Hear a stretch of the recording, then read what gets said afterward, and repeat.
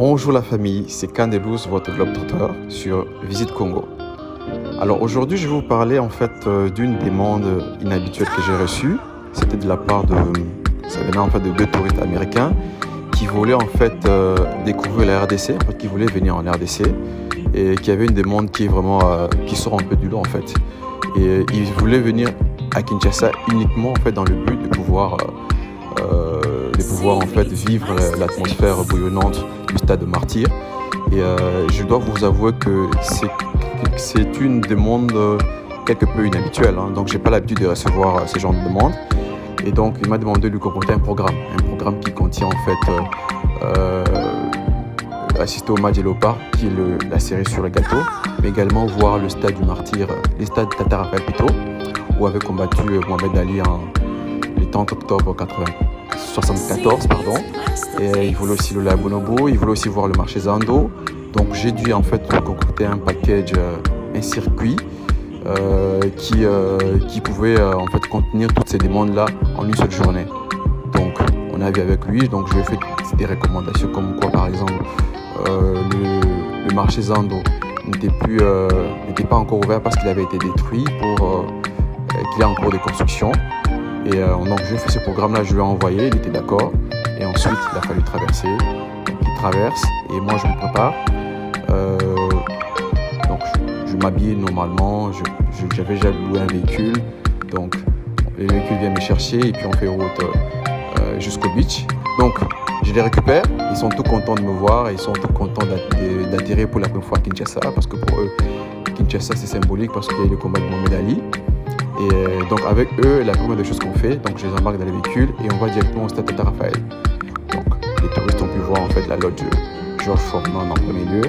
Ensuite ils ont vu la lodge de Mohamed Ali et on leur a expliqué ce que Mohamed Ali avait fait la soirée du combat, la petite cérémonie qu'il avait fait avant d'arriver au stade et puis de monter sur le ring afin de combattre Georges Frazier.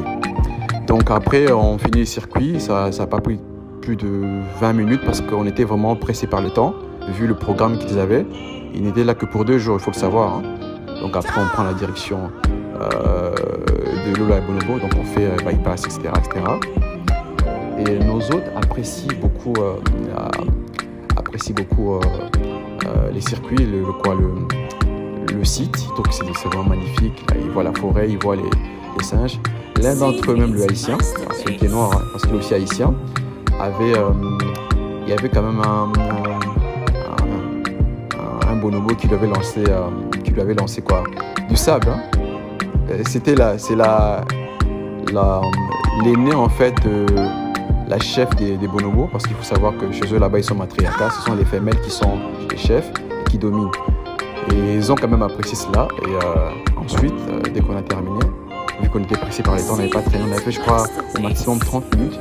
Ils ont eu à voir tout ce qu'il y avait à voir d'essentiel, et on devait rentrer immédiatement au stade de Martyr, à leur hôtel qui était au Rotana, parce qu'il était déjà 15h et le match devait commencer vers 17h. Donc autant vous dire que c'était un challenge d'arriver au Rotana avant le match, c'est qu'ils puissent se laver, et ensuite qu'ils puissent aller au stade pendant qu'il y avait des embouteillages vraiment apocalyptiques. Donc on fait route avec eux, on arrive au Rotana, ils ont le temps de s'échanger, de s'habiller, de se laver, de s'échanger, de s'habiller. Et ensuite, on doit maintenant faire route vers le stade. Et dès qu'on arrive du côté de l'IEC, il s'avère qu'il y a un embouteillage monstre. Donc c'est avec là que je dis non, on ne peut pas rater ce match-là, parce que nos autres sont venus principalement pour voir ce match, et donc il faut leur faire plaisir. Donc on décide de descendre du véhicule et de prendre la moto. Et c'était leur première fois de faire une telle expérience. Donc on prend la moto et on va direction au stade de Martyr.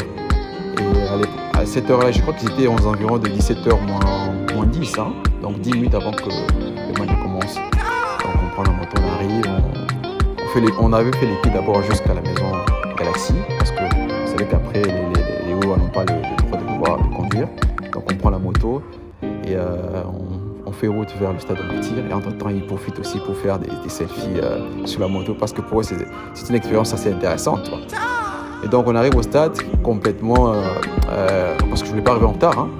Donc on arrive là et donc les gardes, les soldats des fatigues qui sont là, sa garde qui est là, qui contrôle, qui essaie d'assurer qu'il n'y ait pas, des débordements, que toutes les personnes qui ont payé leur billet puissent entrer convenablement et ceux qui n'ont pas payé leur billet ne puissent pas entrer. Donc on arrive là en cours en croyant qu'en fait le stade est plein à craquer et on arrive on fait encore un deuxième checking, un troisième et on se rend compte qu'en fait le stade n'était pas aussi plein que ça. Donc nous autres sommes plutôt contents de voir que finalement, malgré qu'on est arrivé avec 11 minutes de retard, le stade n'était pas plein, le match avait déjà commencé et ils pouvaient s'asseoir et puis pouvoir apprécier ce spectacle. Donc comme on était juste dans la loge qui se trouve juste à côté de la tribune présidentielle, à ces côtés-là il y avait des animateurs et donc ils ont apprécié un petit peu l'animation Made in Congo, Made in Kinshasa. Et donc ça s'est super bien passé jusqu'au moment où on a marqué le premier but. Et ils ont exulté de joie, ils étaient très contents. Et voilà. Et il y a eu un deuxième but et ensuite ils ont pu aller avec les animateurs, commencer à jouer du tam-tam. Avec eux, ils ont pris des photos, etc. On quitte le stade et là je prends une moto parce que la voiture ne pouvait pas arriver à temps. Mon chauffeur ne pouvait pas arriver à temps à cause des embouteillages, encore une fois. Donc je prends une moto. Et là, je dis au Wewa de nous emmener en fait chez Fleur parce qu'on devait aller manger là-bas. Le monsieur commande, il voulait goûter de la nourriture congolaise. Donc il commande le foufou, la kemba, le pondou, le poulet, etc. Il y avait quoi encore? Il y avait aussi le macabre qu'il a commandé et il avait tout mangé. Et à la fin, on prend quelques pierres et puis on commence à échanger.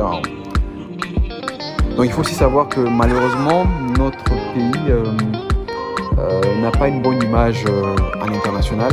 On a encore cette image de pays de guerre qui nous colle à la peau, ce qui fait que les gens sont un petit peu réservés à l'idée de venir ici. Et quand ils viennent ici, ils posent tellement de questions parce que voilà, l'image qu'on renvoie et la mauvaise image qu'il y a à l'international ne nous aide pas beaucoup. Donc voilà un petit peu. Donc je vous envoie en fait aller vous s'abonner sur ma page.